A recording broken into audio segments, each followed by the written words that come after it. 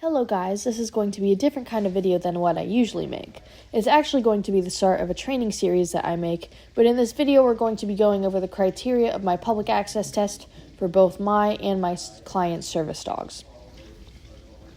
While the ADA law only holds service dog handlers and their service dogs to the standard of being housebroken, under control at all times, and task trained, I partially hold mine and my client's dogs to a higher standard to help them succeed and work smoothly in the real world. The criteria given is not requirements that you have to hold your dog to, but I personally recommend that you use these guidelines if you're owner training your own service dog for the best results. That being said, let's get started. First things first, service dogs need to be able to be safely unloaded from a vehicle in a controlled manner, whether that's getting off of a bus or getting out of the back seat of a car. If your service dog cannot successfully and safely unload from a car, you're going to face a lot of trouble when working them, and it's likely that behaviors like that can transfer over into public access skills as well. So what we like to see is a calm and controlled dog as the person opens the car door and tells their pup to wait. You want to have the handler go ahead and leash their pup while it's still in the car, but the dog needs to understand that just because the leash is on does not mean that they could break the stay. You want to see that the pup can hold the stay for at least 10 seconds and then break the stay on command. Once they break the stay, you want to see a rather controlled exit of the vehicle and immediately take their attention back onto their handler for the next command. Now that the dog is out of the car, we want to see that you can put the dog's gear on in a controlled manner without difficulty. As another demonstration of the dog being under control outside of the vehicle, we ask the handler to go ahead and retrieve something from the trunk. The dog is put in a stay, and the trunk is held open for a couple seconds, and then shut again. The dog is allowed to startle to loud noises of the trunk or swift movements, but it still needs to remain under relative control and can't show long-lasting effects of being startled. Mistakes do happen, but we want to see that the dog is not trying to lunge after passing by cars, play in traffic, play with its leash, or any misbehaving actions. Now for the next part of this, we're going to go ahead and stay outside and have the pup placed on a line. We want to see that we're able to walk another dog past within a relative distance and still have our service dog team remain under control. As a service dog team in public, you're going to come across other dogs, so we will need to make sure that our pups are able to remain under relative control and not have any outbursts or reactions to a simple passing by. The dog is allowed to show some interest, but can't be too affected by another dog in the area.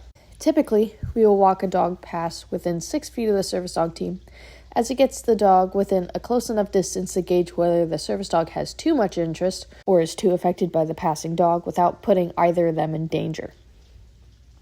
As a service dog team in public, typically you shouldn't get too close to unknown dogs as they can pose a threat of your dog being attacked, so clients are always advised to put distance in between them and other dogs, whether it's another service dog team or not. Next, we want to see that someone's able to approach the team and give a simple hello without the dog getting up and greeting the person.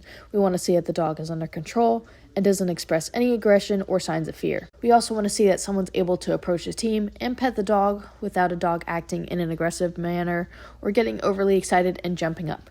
Typically, people are not allowed to pet service dogs in public, but we do know that inevitably it will happen whether you allow it or not, so we need to make sure that the team is prepared in case of an event like that.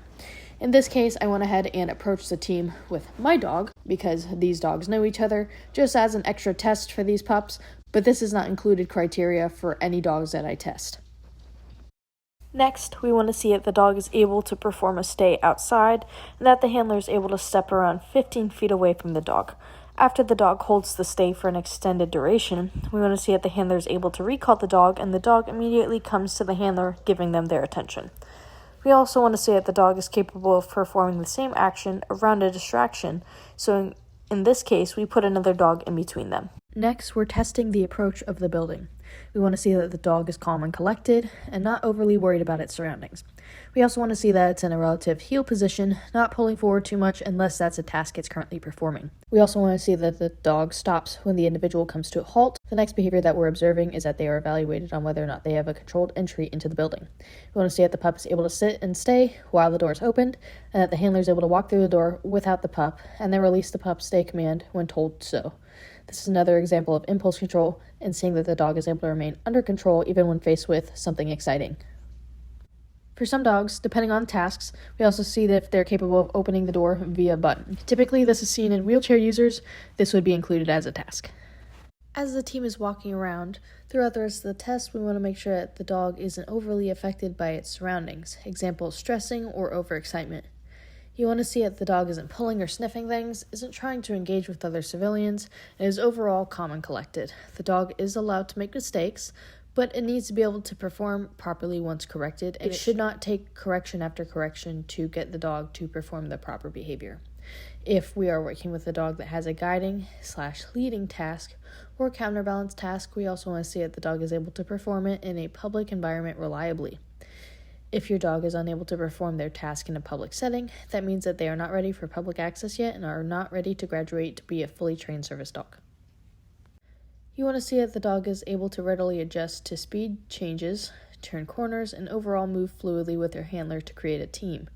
We also want to see that the dog is able to remain relatively focused while passing other people. The dog should not be sniffing, licking, or lunging at passers-by. Next, we're going to be doing an off-leash portion of the test. Typically, your service dog should not be off-leash unless there is a medical need for it.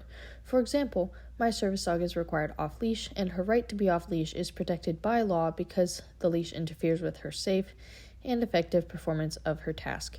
Typically, dogs that work off-leash in public are ones that work around wheelchairs or are seizure and or cardiac alert dogs, as they have response tasks that might be to go get someone that they know or have to work around the person in an unexpected medical emergency and cannot be tethered.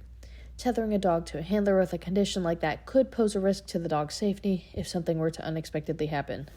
In that case, the dog needs to be performing all the behaviors expected while still off leash, and if they do struggle with any of it, they're going to be recommended to be put back on a leash and go through off-leash training once again. If we're working in cases of service dogs that are not required off-leash, we do still want to see that they're able to perform the same behaviors off-leash in case of an emergency or in the event that the leash gets dropped. This is just to ensure reliability of the dog and the behaviors trained. We also want to see that the dogs are comfortable enough in a high-traffic area to be able to settle. Here you can see both dogs performing a beautiful downstay as many people pass by. We want the dogs to be relaxed and still attentive to the handler and ignoring the public. Next, we want to see that the dog is able to wait in lines with the handler. Typically, dogs with low impulse control will struggle with this, but waiting in line is something that happens day to day with most people.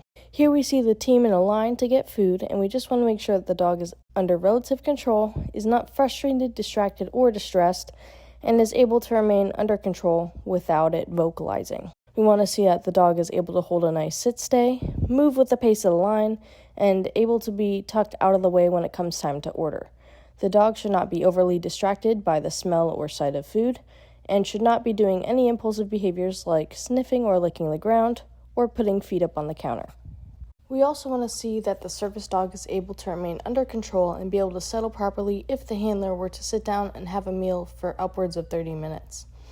We want to make sure that this service dog is not vocalizing, breaking its downstays, begging, or being a nuisance.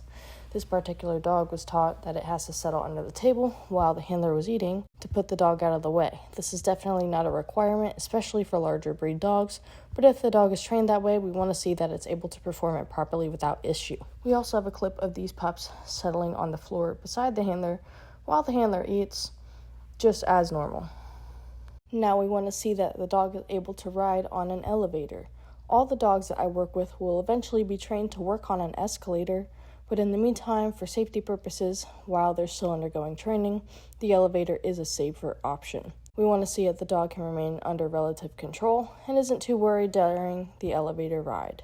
We want to see that the dog can board and unboard the elevator in a controlled manner, just as the dog was able to enter the building.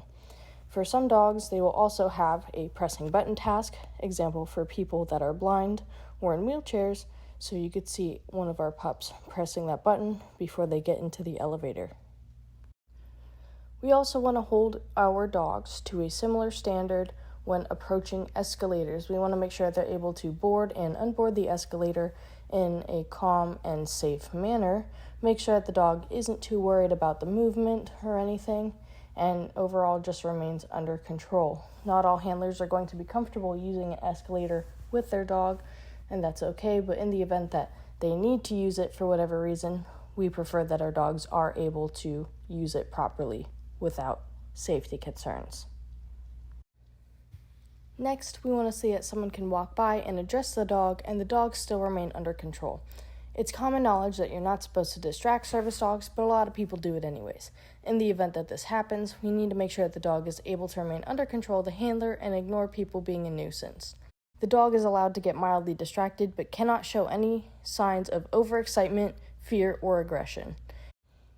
Somewhere throughout this test, we want to see that the dog is able to perform at least one of their trained tasks in the public setting to make sure that their use in public is still valid. We want to make sure that the dog is able to perform the task without struggling or without faltering. In this video, you've already seen this dog perform multiple tasks, such as pressing buttons, guiding, body blocking, etc. The dog's tasks don't have to be these specific ones, but your dog still needs to be able to perform at least one task in public for it to be considered a valid service dog. As we leave the building and wrap up our test, we want to see if the dog is able to remain in a calm and composed manner as it's exiting the building, relatively the same as when the team entered the building. Now that we're back outside, we also need to see if the dog is able to potty on command, or at least be told it's allowed to go potty in an appropriate spot. We know that a dog might not potty every time it's given the command, but we do want to know that the dog is able to do it when cued with a certain word, just to make public access a lot smoother. This is a behavior that I train all service dogs, and it helps prevent a lot of accidents in public and overall makes the public access journey a whole lot smoother. And lastly, we want to see if the dog is able to approach the car, get undressed from its gear, and load into the car in a calm manner. As you can see, these dogs performed excellent in this public access test, so I would deem them both as fully trained service dogs if they were client dogs. One of these dogs is my personal service dog, who has been fully trained for years, and the other is still undergoing training for additional tasks. If for any reason your dog has significant troubles performing one of the criteria on this test, we would not consider the dog fully trained to our standards and recommend focusing on that area of training for a little bit. It's completely fine for your dog to make mistakes, and it's completely fine for your dog to fail this test if it's the first time you attempted to take it. But what we do want to see is that the dog remains under control, is willing to listen, and both the handler and dog are willing to learn from the experience. Thank you guys so much for watching. I hope you all enjoyed this video, going over the criteria that I hold my personal service dogs and my client service dogs to deem them fully trained. If you enjoyed, drop a like, comment, subscribe, and turn on your post notifications. And that's it. Check our bio for a link to our brand new merch line and stay tuned for our next video. Bye guys.